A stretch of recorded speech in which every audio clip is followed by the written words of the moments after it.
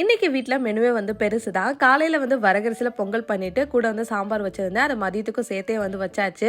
கூட தொட்டுக்கிறதுக்கு அரைக்கீரையில் கடையில் மாதிரி பண்ணியிருந்தோம். பாப்பாவுக்கு அந்த கீரையை போட்டு ரைஸ் மாதிரி பண்ணி கொடுத்துட்டேன். ஸ்நாக்ஸுக்கு வந்து பச்சைப்பயிரில் வேஃபிள் மாதிரி ரெடி பண்ணியிருந்தேன். பச்சைப்பயிரை வேக வச்சு கொடுத்தா பாப்பா சாப்பிடவே மாட்டேங்கிறாங்க.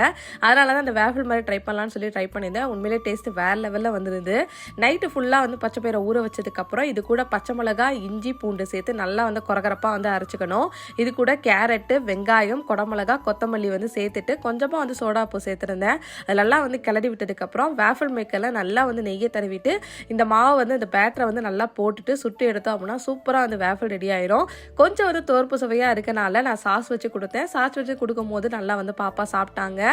ஸோ லஞ்ச் பாக்ஸுக்கு வந்து கீரையில் வந்து ரைஸு, அதுக்கப்புறம் சாம்பாரில் வேக வச்சிருந்த காய்கறிகள் போட்டு கொஞ்சமாக வந்து கிரேப்ஸ் வச்சுட்டு ஸ்நாக்ஸுக்கு வந்து இந்த பச்சைப்பயிரில் வேஃபிள் வந்து பண்ணியிருந்தேன். ஸோ உங்களோட குழந்தைக்கு கண்டிப்பாக அந்த வேஃபிள் வந்து ட்ரை பண்ணி பாருங்கள்.